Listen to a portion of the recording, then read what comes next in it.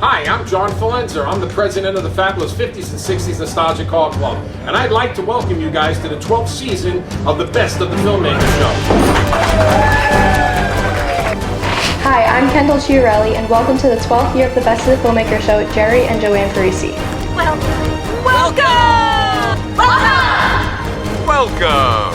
And welcome! Welcome to the Best of the Filmmakers show.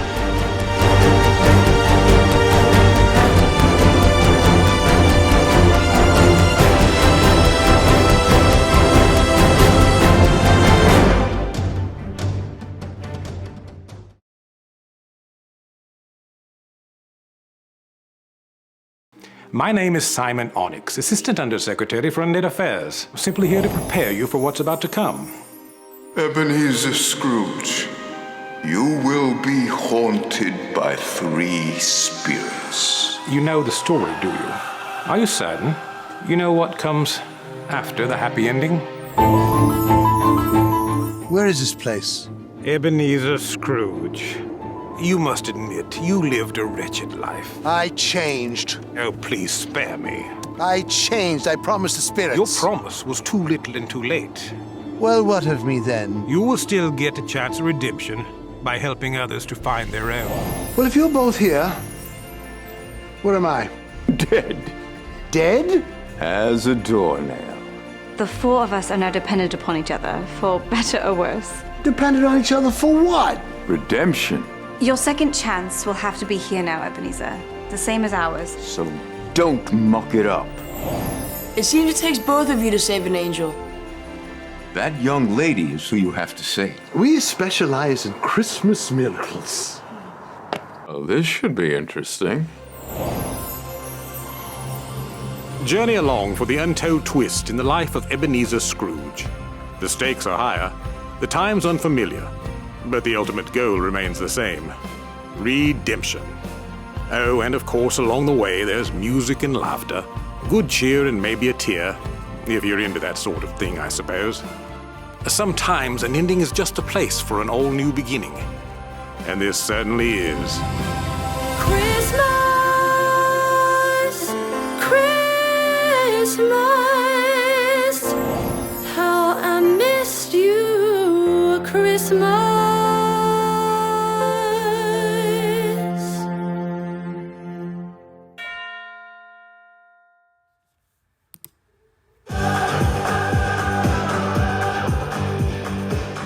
Hi, guys. Welcome to the Best of the Filmmakers show. Today we are here with some esteemed members of the fabulous 50s and 60s Nostalgia Club. We're proud to be with them. And today they're going to be talking all about their car show at the Maples, which is called the Dust Off Your Car Show. It's one of the biggest ones, and it kicks off the season. And if you're like me, I couldn't stand snow. And this brings on such joy to know that we're actually going to be in warm weather again. So we're with John Forlenza, our good friend Arthur Rosen, and our Sergeant-at-Arms, Gene Ormandy. And with that, we've got some great questions for the boys, and let's take it away. So, fellas, how's everything going, first of all, with the club? I understand it's growing again. A lot of nice people are entering. I can't wait to meet some new people. And the Dust Off Car Show. I guess, John, you being the president of the association, tell us a little about what your job is for this show to get it off the ground. Well, my job is basically we had to find the location, and we had to lock it in. We had to post it up on Facebook that we're doing our show, which is going to be on April the 19th with the rain date of April the 26th. It's going to be 9 to 3 at the Maples at 10 Ryerson Avenue in Manaville. That's so great. We're getting ready. We're all excited. We're like 6 weeks away from our first car show of 2026. That's awesome. And Arthur, you are the treasurer of the company. I am. And it's very reasonable to join our club. We think it is one of the most reasonable things you can join on Long Island. We are charging our annual dues of $30 for an individual and $50 for a couple. And when you join the club, the first year we ask for an extra $20 for each person, and we give you a T-shirt or a hat so that you have your club colors to come and join us. That's great. And Gene, you are the sergeant at arms, which means, I guess, what? You beat up people who are no good? Not exactly, Jerry.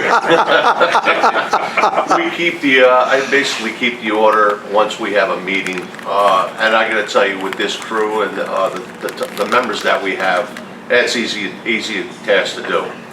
They're great people. We have good meetings, well conducted and well attended. You seem to really have a vast array of cars, Gene. And when Arthur marks up cars, I know it's up to you to do some of the judging. How does that actually work? Okay, well, before I get into that, I want to say to the viewers that we are not a certified CCCA or any type of judging. We don't go through that. What we do though, we are car enthusiasts. And we are fortunate enough with the Fabulous 50s and 60s Car Club to have judges that are a great array of backgrounds, such as one of our judges owns a body shop. Another judge is highly involved with Corvettes. Another judge knows a lot about the early models of the Mustangs. And myself, I'm very involved with first gen and second gen Camaros. So the rest of the judges fall in. We have an older judge that knows how hot rods were made back in the 30s and the 40s when they were taking the Model A's, Model T's and modifying them up. So with that being said, we have a lot of judges that are in this group, in the Fabulous 50s and 60s Car Club, that have backgrounds, a lot of knowledge of what hot rods look like. Okay, so what type of classes do you have with the trophies? Well, I'm in charge of that, and we try to be all-inclusive with cars.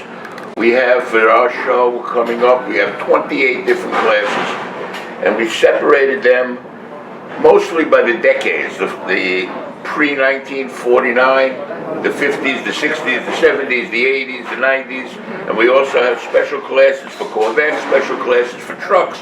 We have special classes for Jeeps. We can have a class for Cadillacs and cars that are under construction and cars that are all original and not been touched, so that they're not judged against each other. And everybody has a fair chance within their own group to get a first, second, or third place trophy. And our club also prides itself on the quality of the trophies that we present. It's not just your standard, winged woman standing on top of a plastic base. We go all out and try and do the right thing. So Arthur, let me ask you a question. How does the Fabulous 50s and 60s Nostalgia Car Club separate itself from other car shows and other car clubs? Okay, well, in answer to that question, Jerry, what we do is a little different. We act differently than other car clubs do. In fact, we support charity almost consistently. We run shows for charities. We do 8 of them a year. And where most clubs do just 1 or 2 shows a year. And we donated this past year in 2025 over $5,000 to local charities and food banks. We have done the shows, we've collected money at Smith Haven Mall, we collected food and made donations up until all the way up through December of this year. So that's how we tend to separate ourselves from other clubs in our giving way. We are a 501(c), and that's how we operate. We're with Ormandy and Rose, and I have a great question because, this is always on my mind. What do you look for when you like to judge a car? We're looking for several factors. We're looking for quality of paint. We're looking for fitment of body parts. We're looking for chrome. We're looking for glass. We're looking for overall perfection of the cars. Okay, so if you find any flaws with it, in paint a lot of times, which is a critical issue, that's where we look at it, okay? Just look for general overall maintenance, how it was maintained, how it was built, and I look also for ingenuity. Some people get really creative with their cars. Yeah. Wow. I mean, I've seen guys fabricate parts by hand. What really sticks out? What was the one thing that you said, oh my God, I can't even believe the guy this. he made his whole entire shifter by hand. Instead of going out and buying a Hurst shifter, he made the whole thing out of hand. He machined it himself, milled it, built the T-handle for it, and it was great because he made it. So Wow. it's better than just buying it. Oh, sure. Okay? But Rose also is the same way, judging the cars and So he takes pride and wants to show their car and make it look the best they can. From interior, exterior, tires, Does it all the help? little accessories that they add along.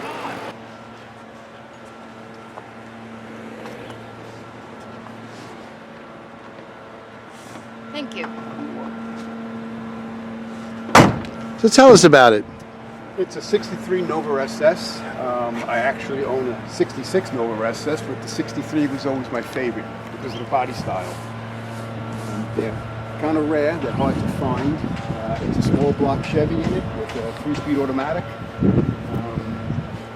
It's a great car to drive, and it's been one of my favorites. It really is. Let's take a look. Okay, come on.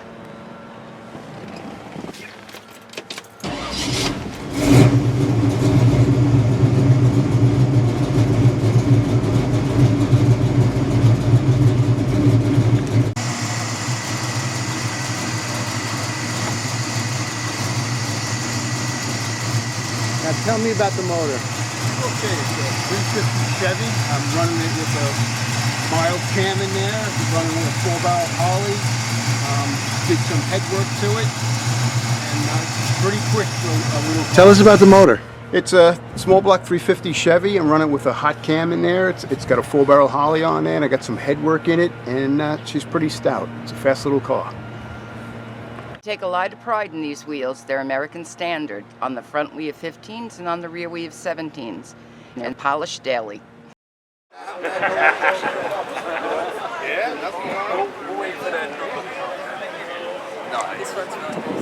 up, Tom? Thank you. See, they did put this, but you had to be careful because the kids would break them off years ago when I lived in Brooklyn.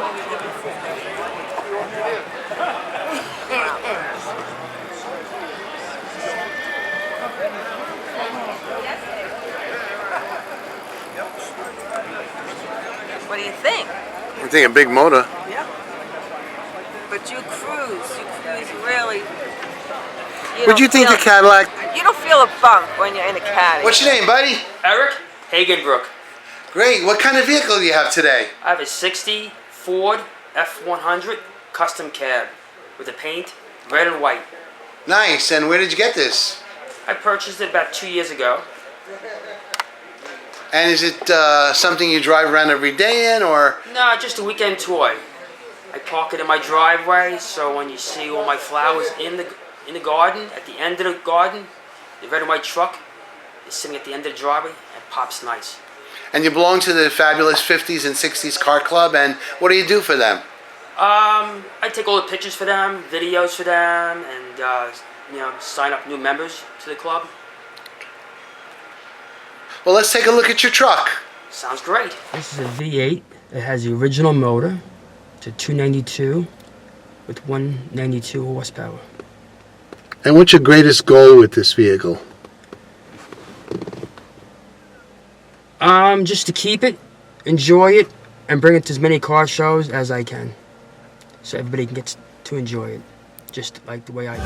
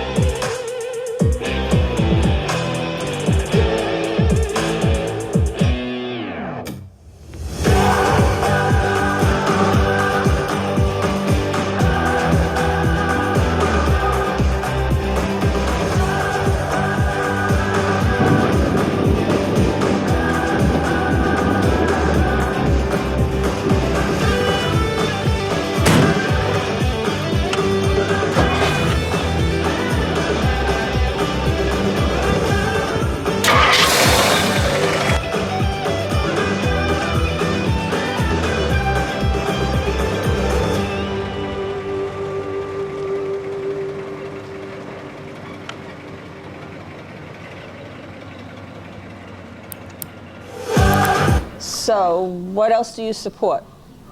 We support nursing homes.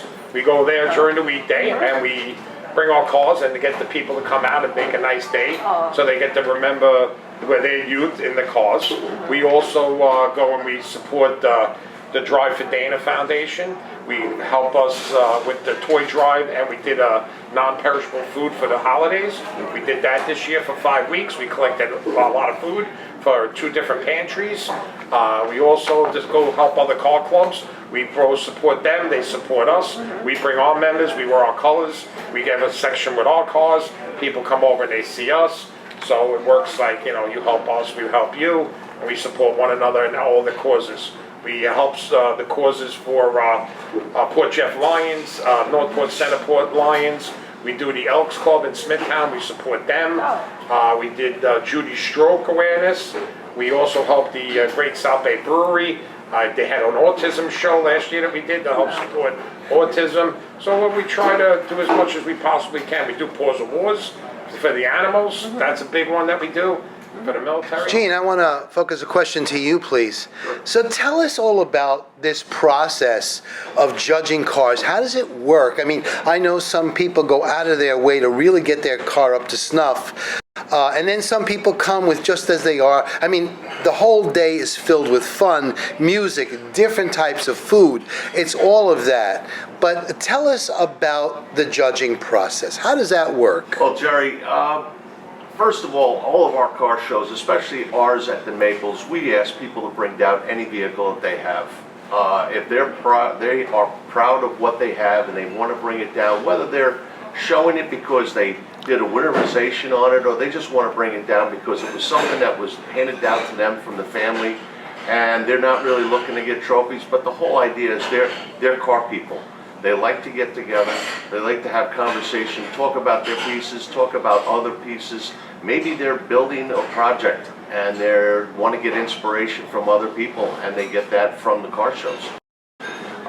They come down for multiple reasons, but I got to say this, that when people prep their cars or try to prepare those cars and they do a winterization like their first show, we'll talk to them, and some will say, well, I'm in the process of doing this, or I'm trying to get something put together.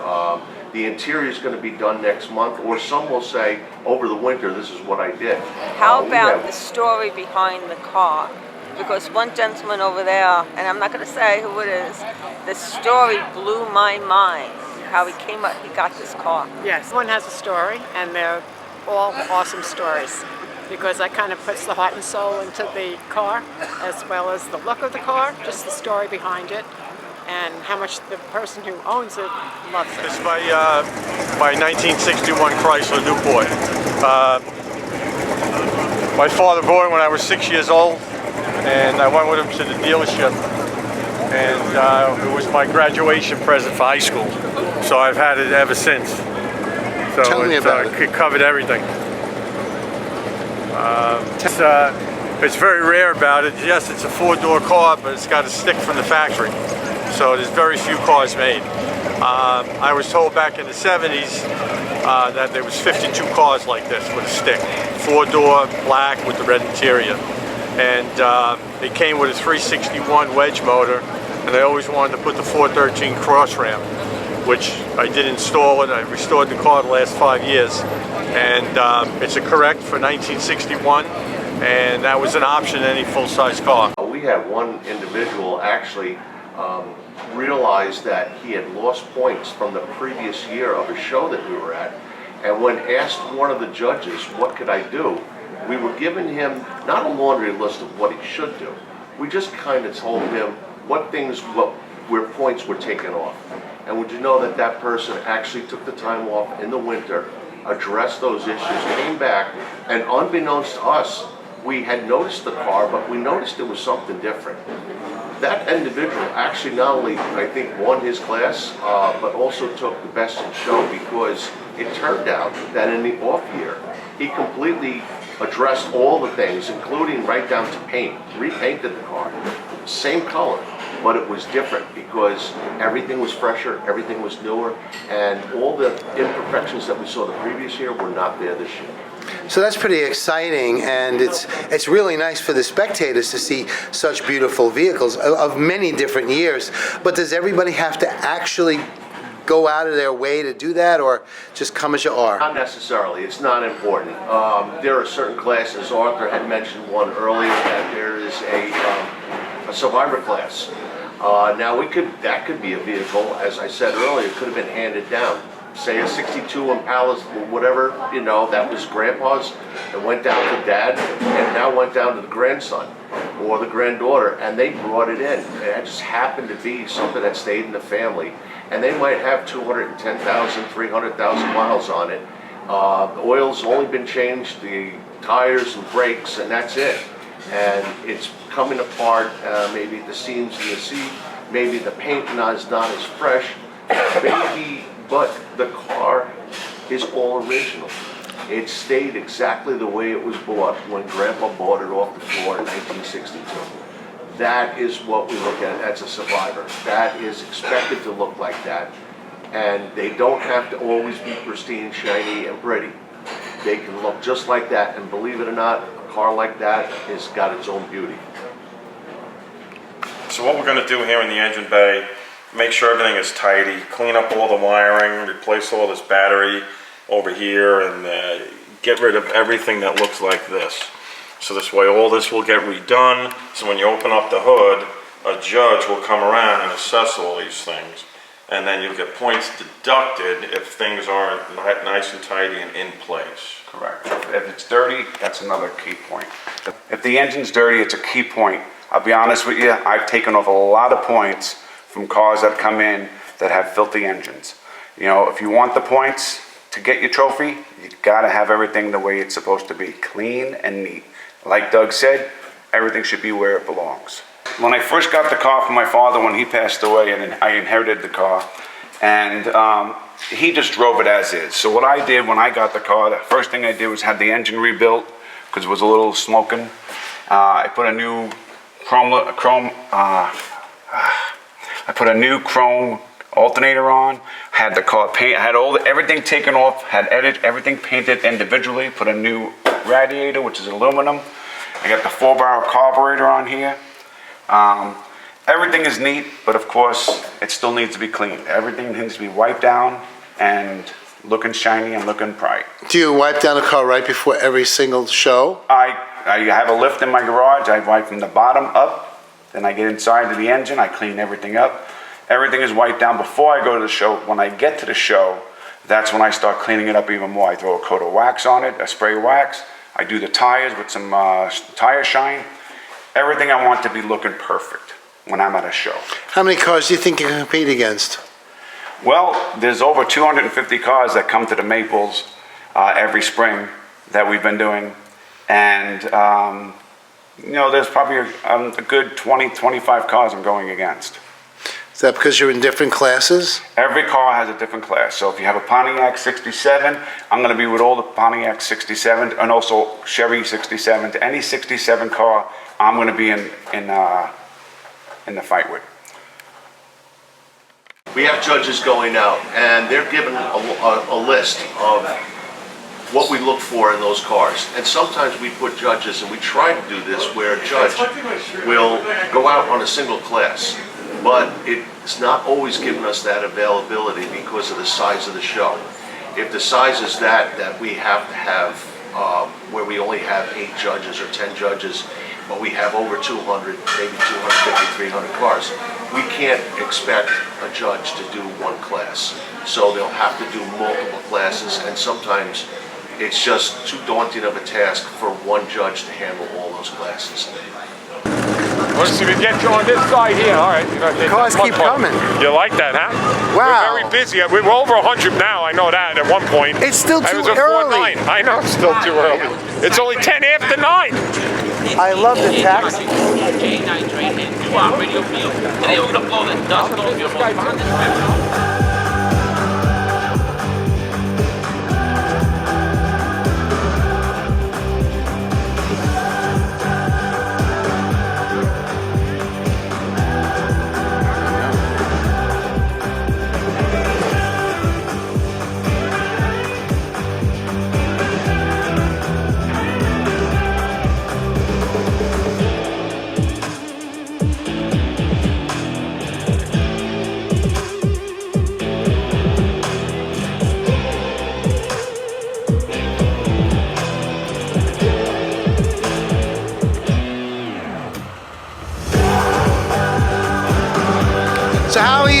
about the turnout so far? Oh, I'm thrilled. There's a lot of cars here today. This is more than I even expected. Hey, I told you it was going to be a big show, and everybody's having a good time so far.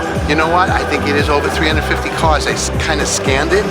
This has got to be one premier show, my friend. Yeah, it's a good way to start the season. We got a new member ready this morning. Oh, wow, fantastic. Yes, so now we got two, yay. How we become the president is because I wanted us to be like a really well-known car club. Back in the days, the Fabulous 50s really wasn't well-known by a lot of people. So when I became president, I wanted to do good, and I wanted to make the club something to be proud of, and a lot of the members were there. It was in place. They all wanted to be good, and they wanted us to be successful. And they've grown, and I've been president 3 years, going on my 4th term right now. And nothing. It's without them, I'm nobody. The Fabulous 50s, it's them and the Fabulous 50s. They know all the members. They all are great to all the people in the cars. And when they come at the show, they tell them what they need to fix. They're always there to step up and to volunteer. We have a great group of people. You know what? Thanks for letting me be a part of this wonderful club. I'm so proud to be with you guys. So is Joann, but she didn't wear her colors today. No. Shame. I know, I'm Shame. sorry. No, shame. Shame on you. It wasn't girly enough. Anyway, from myself, my beautiful wife for life. That's where the word wife came from. Yes. Wife for life. Woman for life. Wife. Again, it's abbreviation. There you go. From myself and Joann, we'll see you next week right here on Long Island Cablevision Optimum Channel 115, Monday nights at 9:30. The Plug Promote Show. Oh, thank you so much. See ya.